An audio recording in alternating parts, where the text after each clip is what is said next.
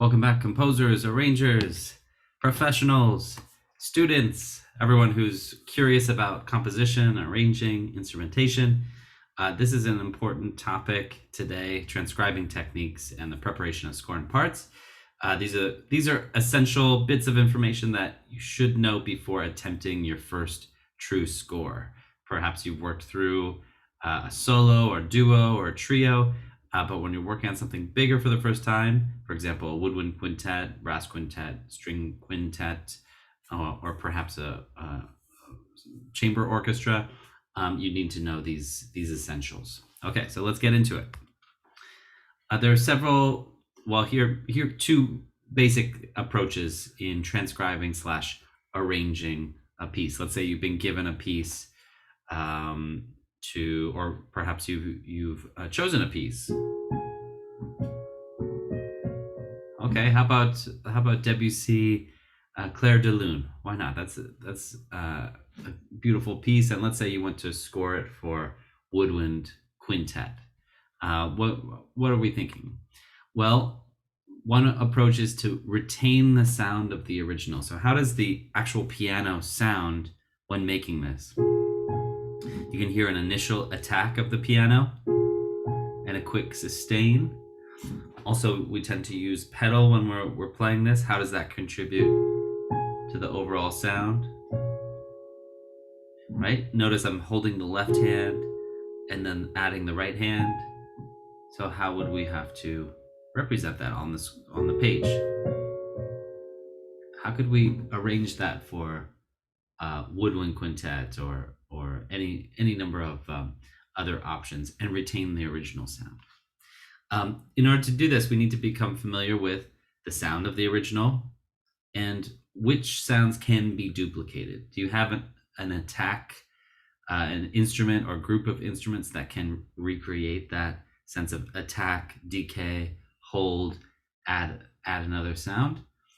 You may have to approximate.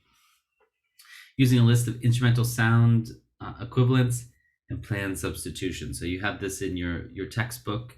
If you turn to the back, you have some ideas about, okay, well, if you don't have this, for example, let's say you don't have an oboe, but you do have an access to a saxophonist. Well, actually, this might substitute very nicely. Let's say a soprano sax has roughly the same range and a similar dynamic contour.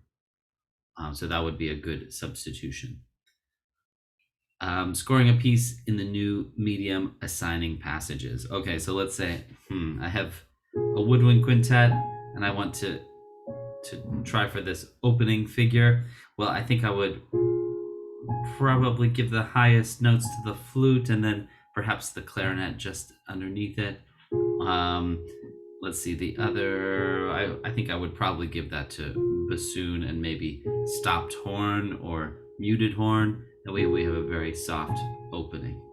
I probably would want to leave out the oboe for now. But that's my personal choice. Okay, and I want to make sure that, well, I'm thinking about the use of the pedal. How does that contribute to the sound? Probably my note values will be longer. What about when you get to this section? Can I really represent all of those notes? Well, certainly I can have these low notes. Those are available to me, but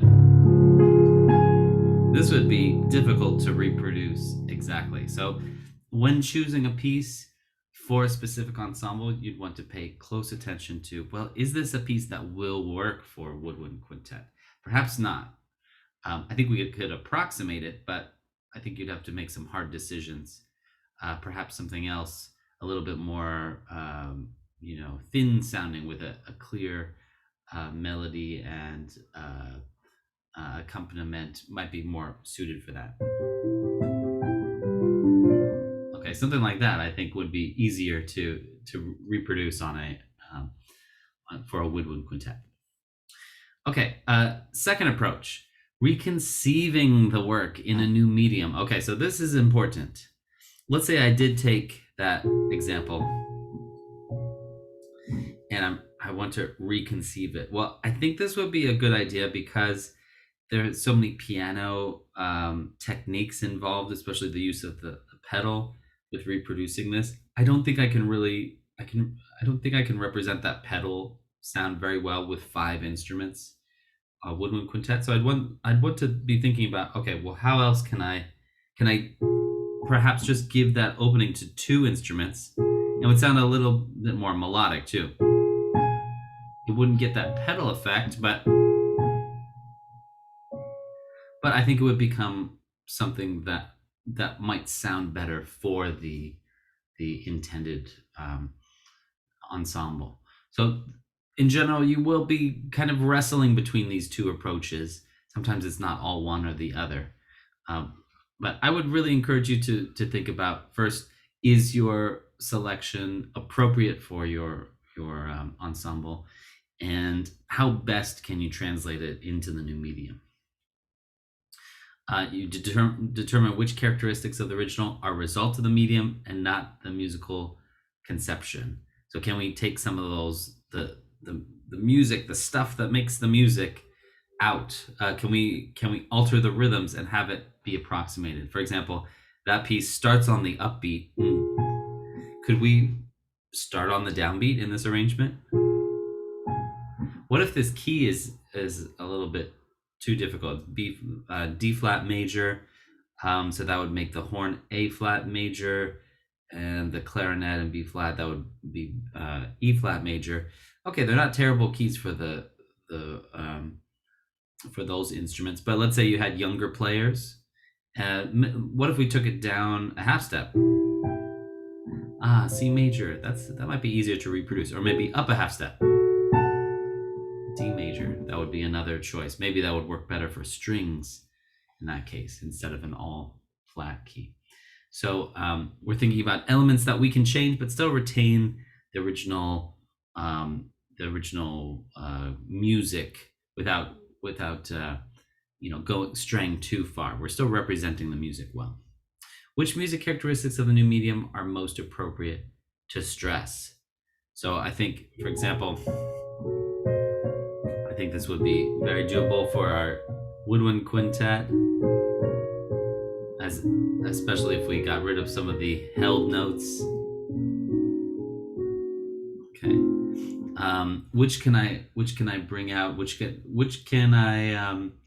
do I have to put into the score in order to reflect the sound that we end up with? Well, as a pianist, I'm trained to shape these phrases, but not a lot of things were made explicit in the score. So you, as an arranger, it's your job to represent on the score. Okay, well, piano here, and then maybe I want a little swell here, and then we're coming down. Maybe we're getting thicker as we come down. Maybe I'll add another instrument. So again, we're stressing the shape there, the dynamic shape, which is not really written into the original. We don't have a lot of dynamic shaping. Okay, and then decide scorings and techniques to eliminate elements in step 1. Reinforce other elements. Okay, so it's a game of what can you take out, what can you add, what can you change, and still retain the original impetus. And then score a piece in the new medium. Okay, so there you have it, the 2 big approaches that you should be thinking about when working on your score. Okay, what about the selection of the key? As I just mentioned, some keys are better than others. Some things lie very well.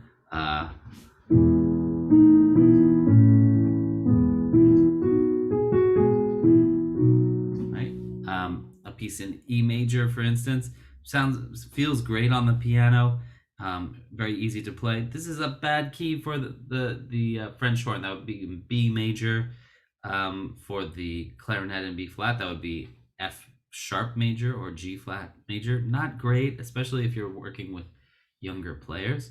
So what if you just took it up a half step or down a half step? Then you're giving the players less of a workout, less of a challenge there. So it is something to consider. What do different instruments like? Well, you've probably heard this growing up already. You're thinking blank for winds.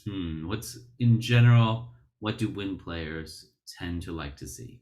And of course, we think in flats. What about for strings? Well, that's right. Yeah, we tend to think in sharps. Why is this it is a stereotype, and of course, all professionals will tell you, well, I can play in any of the 24 keys, 12 major, 12 minor keys. So this really is a misnomer, but it is true when players are first starting out. Wind players, they tend to learn their flat keys first, especially the transposing instruments. So B flat instruments, E flat instruments, and think about how many of those we have, right? Clarinets in B flat or E flat. We do have clarinet in A for those rare occasions when we have more sharp keys. That's a good instrument to use. What about the brass? Well, we have B flat instruments, trumpet in B flat. Of course, we do have trumpet in C as well. So we just tend to be pitched in flatter keys. We tend to be saxophones, of course, B flat and E flat instruments. It just reads better, right? Our flat keys. What about sharps for strings? What does that have to do with? Well, if you think about, you might not know the open strings of the violin quite yet, but these are all sharp keys: G, D, A, E. What about the viola? C, G, D, A, or the cello, down an octave, or the bass, E, A, D, G. These are all of their open strings, and if we thought of those as being the fundamental of a key, then you'd say, oh, right, these are all sharp keys. This would make sense. That I see why they tend to be taught first for the strings. Okay, these are, as I said, generalizations, not necessarily a rule. Okay, so what's even more important than that, considering the balance between the instruments and their ranges, as we've been talking about. So knowing the contour of each instrument, if you have the oboe down low, it will stick out more. And just in general, certain instruments tend to be more present or more piercing. So it is something to be wary of. Okay, when considering range, we want to think about the tessitura and the dynamic contour. Tessitura meaning the part of the range where the music sits. If this tends to sit high, tends to sit in the middle range, or tends to sit in the low range. These are all good considerations for you to think about. And of course, where is that in the dynamic contour? Is that sitting down low for the oboe? Well, that might be problematic down here. Technically playable, but ouch, that won't sound too pleasant. That will sound much better in the up an octave. This is in a more pleasant range, in the middle range for the oboe, for example. What about concerns of tone quality? Selecting a key that is close to the key of the original for the first approach. Okay, so as I said, going back to this idea of, let's just take this down a half step or up a half step. Here we're close enough, but we are making a more playable range. By the way, I think this could work down an octave, for instance. Still sounds like the piece. It does sound darker, but if you found that moving the key up an octave or down an octave helps you with range considerations, I think you should consider it. And sight reading, this is a good point, that just choosing the right key will make things more readable. You might not have many rehearsals to put things together. And even if you did, let's say you have a younger ensemble, well, do you really want to give them that big of a challenge so soon? Okay, more considerations for you. This is a big one. The meter of the original might not be best suited to reading. This happens all the time. I'm thinking of pieces of the classical period where you might see 2/4 and have all 16th notes, and it might be something slow like this. Well, that doesn't make much sense, does it?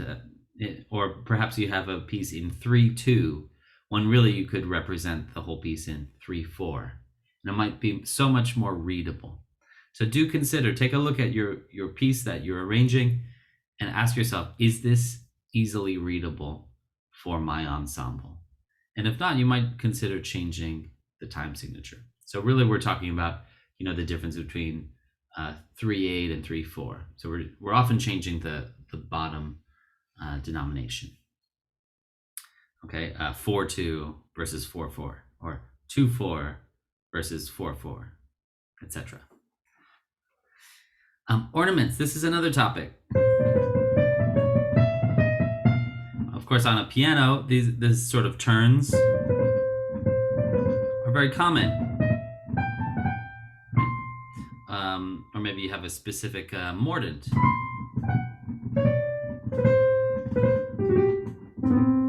Okay, very easy to produce on the piano, and pianists or keyboardists, harpsichordists, organists, they're all used to performing these sort of ornaments. Put that in front of a flautist, and they might not know what you're talking about. What is that turn? What is that mordent? They probably have not seen it before, so you do need to write it out.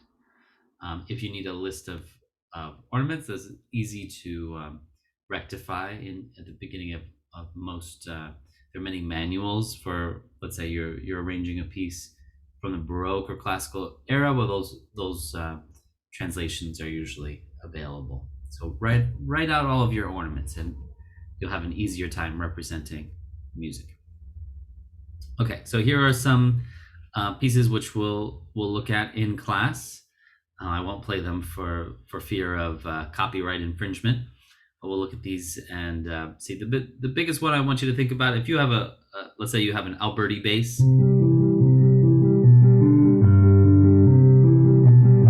right, which is so typical of piano writing, and it's very simple to produce on the piano, and it's something that all keyboardists are taught very early, Alberti bass. Well, this sort of figure, it might work a bit for the bassoon, but is it really bassoon friendly? Well, ask yourself, what are we really doing? We're taking a chord and we're adding motion to it. So what are some other ways you could add motion? Well, you might take that same idea and go, and maybe the French horn, let's say, is filling in the third.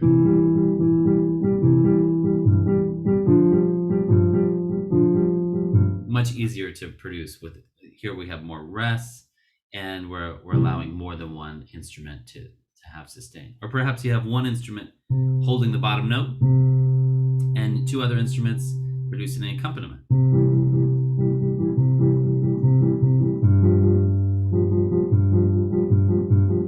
Isn't that essentially it's serving the similar function as the Alberti bass, which is just providing motion to a chord, arpeggiating a chord. Okay, so we'll look at more ideas like that, translating from often piano to another ensemble. Okay, so this is a quick review. Some of this we've covered already, but it's good to just review one more time before you start writing your first score. And I will ask you to prepare at least one part. But of course, if you're writing for an ensemble, you should have a part for every player. Okay, why use a transposed score? Well, we know already it's better for the copyist and conductor. It represents the range of the instrument. Think about, let's say, the French horn. When you see that high written A, technically it comes out as an F, but it really looks high, doesn't it? Same thing for, let's say, the range of the saxophone, right? All the saxophones have the same written range, but the transposition is different. Okay, this also is advantageous because when you're teaching saxophones and you know your fingering chart, well, the fingering applies to all of the saxophones. It doesn't matter which saxophonist you're talking to, soprano, alto, tenor, bari. All of them have similar, same fingerings, different transposition. It's good for between the score and the parts that they're written in the same key, that when you're talking about music in front of you, there's no confusion. Imagine if the conductor said, well, here at measure 3 where you have an A, and you're talking to a clarinetist and they're saying, do they mean the A on my sheet, or do they mean the A in concert pitch? That would be confusing, wouldn't it? So it's good that when you're in rehearsal, the conductor has the transpose score. Okay. One big exception includes scores for analysis.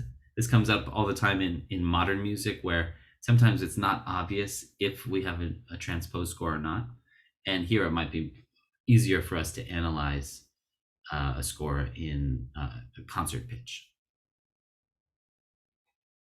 Okay, this you know already, but be advised, this is your last, I don't want to say warning, but last reminder that the dynamics are placed below, unless there's no room, or unless you have lyrics, in which case, those would go above.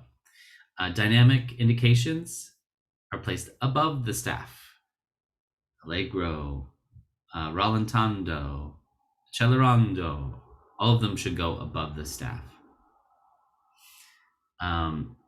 Okay, sometimes you see, usually in piano scores, you'll see rallentando in italics in the middle of the staff, but I would still prefer to see everything above.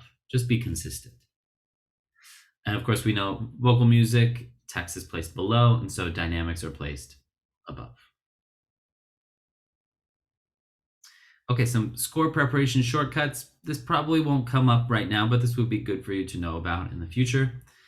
If you want to repeat a bar, right, or 2 bars, right, refer to your textbook for the sign, or a wavy line to continue. This is a very old-fashioned thing to do. You see this in a lot of handwritten scores these days, or in those days, I should say. An identical line, like a quotation. Again, this was more used when we had handwritten scores. These days, copy and paste is your friend on digital notation programs. Okay, for parts, here's your quiz. The first page has the composer, arranger, part name, time signature, tempo marking with the metronome marking in parentheses, the copyright, bar numbers, rehearsal numbers, or letters are optional. Okay. And I've been stressing to you that if you have a metronome marking of 121, it looks a little unprofessional. Why not just put 120, which is the conventional marking? Unless you're writing for film music, in which case you really need 121, as quarter note equals 121, and that satisfies a certain cue for a certain amount of time, then yes, use that. If this is not something that needs to be that precise, then I would recommend using groups of 4. So 120, 124, 128, 132, etc. Shared versus individual parts. In general, you're going to use individual parts. That means every player gets their own part. Occasionally, let's say you have a variable number of clarinetists in your ensemble, and you're teaching a wind band, a beginning wind band. Well, there probably you're going to have what are called shared parts, which means basically everyone's looking at the same thing, and it might say, okay, both clarinets play this. Okay, only one clarinet plays this. It's also possible to use that. In a professional ensemble, you will see individual parts almost all the time. Exceptions include percussion. Percussion is used to seeing multiple percussion instruments in the same piece of music, and that's because it's so complex and the percussion ensemble is so varied that you might end up splitting percussion assignments differently than you had intended. So it's better just to leave it to the percussionist to figure out who is playing what. Put it all in the same piece of paper if you can. Put it in the same part. You could also have, let's say, percussion 1, percussion 2, and within each of those, they can be split up. Okay, on page 20 in your textbook, make sure the parts will include rests, of course, multi-rests, which means taking up more than one measure. This I would use for, let's say, if you have more than, let's say, 4 measures of rest. If they have 8 measures of rest, then certainly you could you could use multi-rest. Cues, these are a good idea. A good rule of thumb that I use is if an instrumentalist has 10 measures of rest or more, put a little cue, which means that they can follow something else. Ask yourself, would this ensemble be able to play the piece without talking about it? Can they sit down and perform it? Do they have all the information they need to know? If they don't, often let's say we have something at the beginning, like our piece we keep coming back to. Let's say we have 4 instruments, or let's say 2 instruments playing these, let's say a flute and clarinet. Okay, and the other instruments are just sitting and waiting, they're counting rests. Well, you should reflect how you start the piece, because it can be confusing to start a piece and not have the score. If you're not sure what the rhythm is, then how can you start counting? So it's often at the start of pieces where you're not using the whole ensemble, that's where you want to use a cue often, or after a long rest. Another big thing to think about is to coordinate your fermatas. What does that mean? Well, if you have a fermata in one voice, all the parts need a fermata in the same place. It doesn't make sense to have a fermata in the flute and not have it in the oboe. Everyone needs to know that there is a fermata. Okay. And yes, you can create an extra cue staff if that's for really complex music where it's very hard to coordinate. Sure, use that. You might be wondering, well, what's a landmark cue? Well, this is just if you need a general reference. You see this all the time in, let's say, orchestral writing. If the trumpets are sitting and waiting to come in, and right before the horn players play, well, it might be good for them just to see the word horns here at letter A, we have horns enter. Well, this helps them keep track of where they are. All right, so you don't always need to write every single little cue. Okay, fidelity of the score. Make sure the repeats are exact. Bar numbers are exactly identical. Rehearsal letters are exact. Of course, in handwritten music, this can be very complicated, so make sure you're counting correctly. I would encourage you for your first score, to do this handwritten, so you have the experience of putting it together and you see the advantage that the computer gives us. We also catch some little mistakes that, in terms of notation, that most of us have picked up a bad habit or two in our musical education. And lastly, the use of blank means it is silent. Tacit, that's right. So when do you use this? Well, it's really just if the rest of the piece, the bassoonist is just sitting there not playing, then write tacit. If they sit there for a minute and then pick up their instrument and play it again, well, then they need rests and they need cues. So only use tacit if an instrumentalist is really not playing for the duration of, let's say, a whole movement or the rest of a movement. Okay, and that's exactly what this says. Used only when performers remain silent for entire movement, or when a performer having played is to remain silent for the rest of the movement. Okay, and there you have it. There was your very important walk through your last details before attempting your first big score. So I wish you luck putting your piece together, and think about this. Think about, okay, what is the piece that you've chosen or been given? Does it work well for your ensemble? What about your players that you know about? Does it work well for them? Is it too difficult? What might you have to change from the original score? What might you have to add to make it more clear? What might you have to subtract to make it more playable? These are all good questions for you to ponder before putting that pencil to paper. Okay, so I wish you the very best, and feel free to reach out anytime. And good luck with your experience of putting together score and parts. All right, take care.